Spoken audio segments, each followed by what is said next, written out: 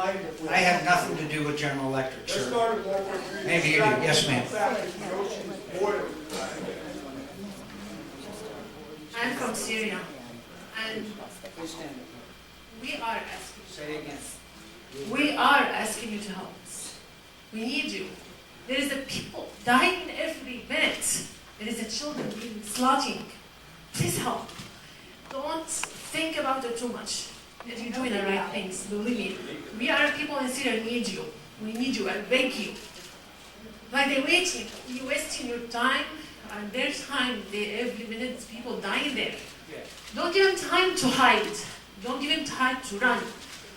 Kill them. They're killing us. They're killing those people. They're different. Syria is different in the country. They are innocent. There is no feeding to those extremists. Believe it, we don't feed them. We don't want them in Syria. As soon as it's done, we're gonna fight them. We don't want them to leave. We don't want them with us. We are peaceful people.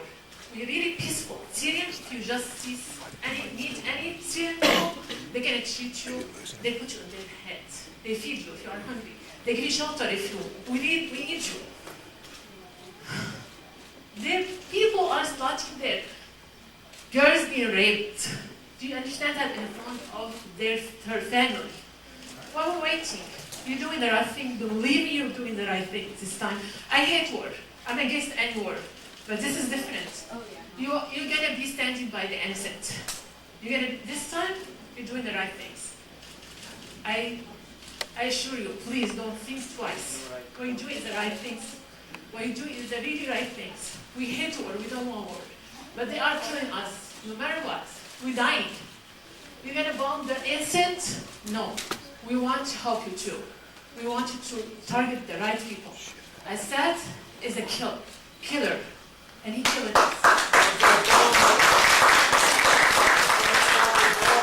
I say thank you. I know no matter how people here feel about this particular issue, that all our hearts go out to your family, your friends, those who have been slaughtered in this terrible tragedy. I hope you know that. The American people are in the middle of a great debate on this issue, but I think every one of us feel great sympathy for what has happened. Last town hall meeting up in Phoenix, there was a young woman there.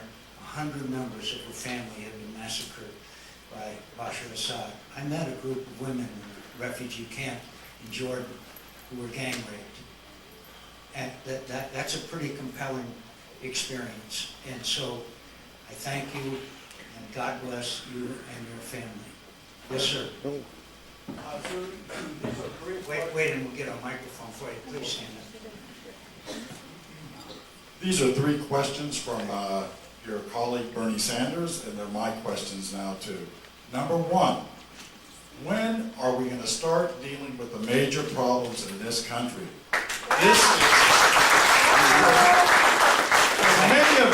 For many of us, this is the politics of distraction. This is 10 years now. We are war-weary.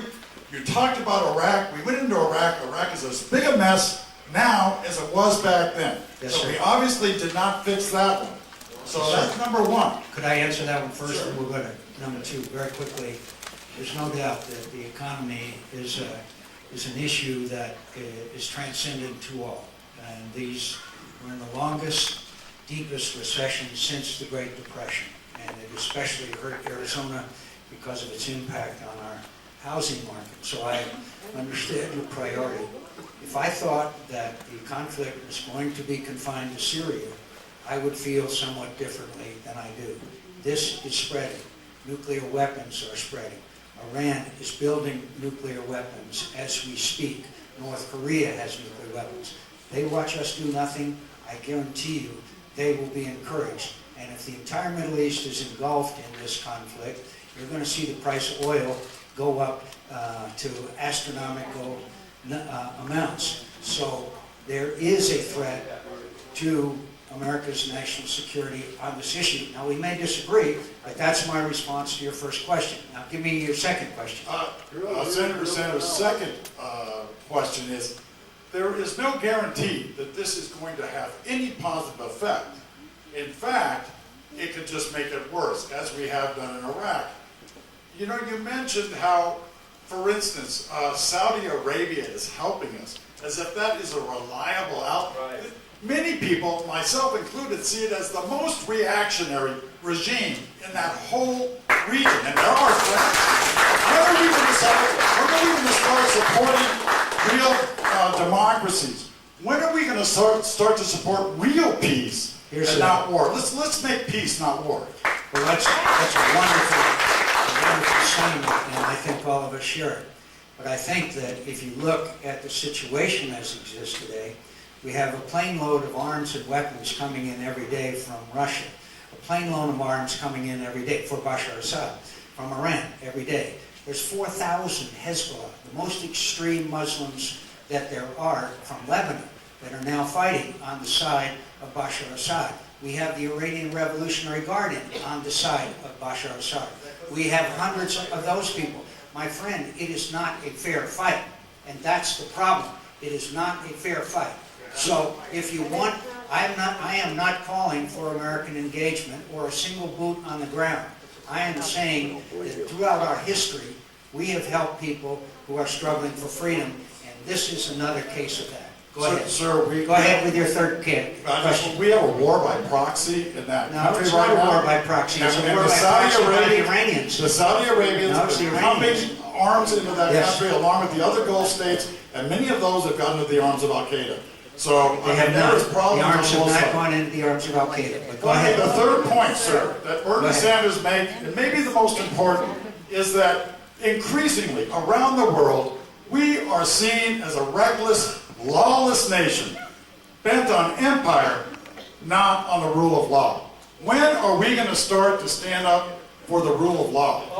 Actually, sir, the United States is viewed, if you want to know the truth, the United States is viewed as weak and vacillating and unreliable. That's how the United States is viewed today, and they will be continued to view that way if we allow weapons of mass destruction to continue to be used without response. Yes, ma'am, all the way in the back.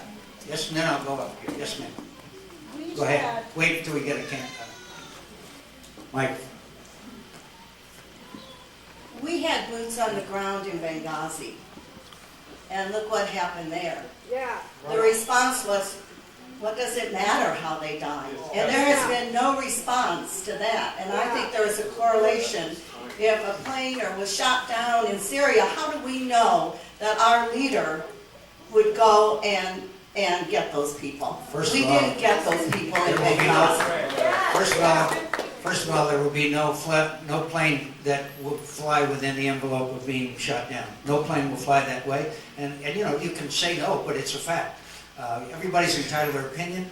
Only one of us entitled to our facts. So the second point is, I don't think there's anybody besides Lindsey Graham that has fought harder on this Benghazi issue than I have. That we have worked, I knew Chris Stevens. I knew him well. He was a great man. And we have done every possible thing that we can to track down those people that were responsible for his murder and those who need to be accountable in the State Department and other parts of government and those who made up the talking points. I promise you, Lindsey Graham and I will never quit. And someday, we will get to the bottom of what happened in Benghazi, and we will hold those people responsible. And I'll hold my record of that up against anybody in the United States of America, much less the United States Congress. Can I go here? Yes, ma'am. Yes, ma'am. Senator McCain, I'm grateful that you came to talk, as you said, with us, but I'd rather if you would just for a while listen to us, because you are our representative. And the fact of the matter is, in all the polls that I've been privy to listening to, whether they were perfect polls or imperfect polls, it would seem to me that the account is that the overwhelming majority, 90-something% of the people, don't want to go to war.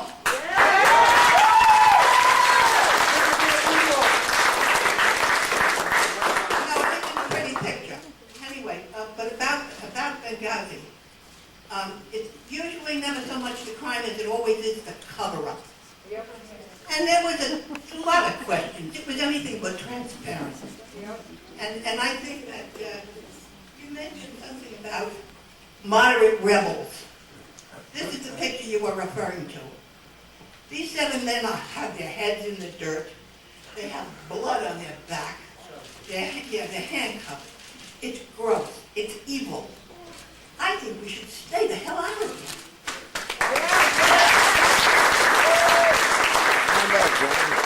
Well, again, I appreciate your view, and I'm sorry that you haven't had the chance to go to a refugee camp with me and see the young women who are gang raped, the young men who have been intentionally tortured by Bashar Assad, and those who have had their families executed in front of their eyes. And you will then maybe feel a little bit differently, as this woman does, who has firsthand experience with the atrocities that have been committed by Bashar Assad. I know your heart goes out to them as well. Yes, ma'am. What about Waco, Texas, the atrocities committed there? Okay, I just have to say I'm also Syrian American, and I am against Bashar al-Assad, but I'm also against military intervention. And I'm not going to repeat what other people have already said, because it's been very compelling and they're the exact arguments that I have. But what I want to say is to my fellow Syrian people, I want to say, to quote JFK, in the past, those who foolishly sought power by riding the back of the tiger ended up inside.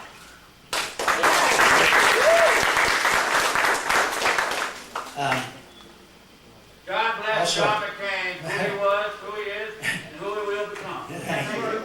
Thank you. Ma'am, my only response is also a very wise man that said, those who ignore the lessons of history are doomed to repeat them.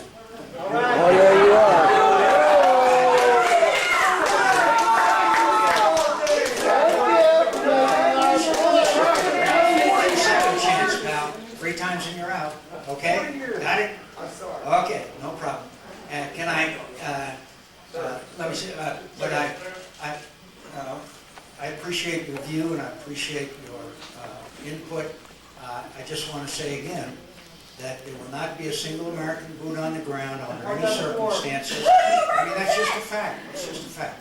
And second of all, Whether we like it or not. second of all, I believe that if we continue on this path, that it will have serious consequences and the region will be engulfed in war. And third of all, I think it's pretty obvious that we need the President of the United States to go to the Oval Office and talk directly to the American people and tell them why we need to do this. I'd love to do it. You might remember. Ask us. This I is a tried. democracy. I Ask tried. us. Tell us anything. You're This out. is our fucking country, You're not yours. I love John McCain. You're out, pal. One, out. Go ahead and remove him. Out. Let him say.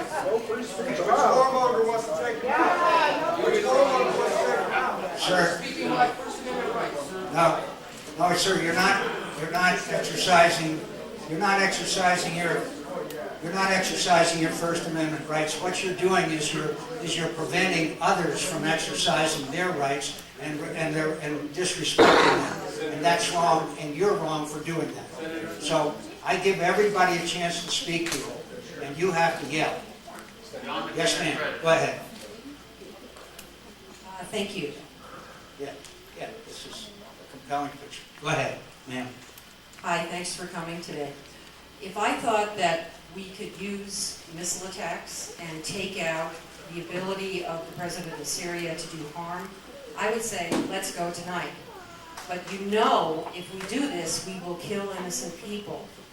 I do not know that. Okay. I'm talking. I used to substitute teach, nothing frightens me. But I can't believe that with all the resources this government has, not only our government, but other countries, we cannot figure out a way to bring pressure to bear on Assad to stop him in ways other than strikes that will kill innocent people. Please talk about other ways to stop this man besides cruise missiles. Thank you. Thank you. Thank you for I mentioned for 2 years now, we're trying to get a resolution through the United Nations Security Council. It's been vetoed by Russia and China. We've gone to other international organizations and gotten no real response from them. And in over 2 years, this has gone from what was basically an uprising of the people to now a regional and serious conflict. And if you know of or hear of any other additional pressures, I would be more than happy to try to exert those. And I think you're exactly right. We should exhaust every effort we can.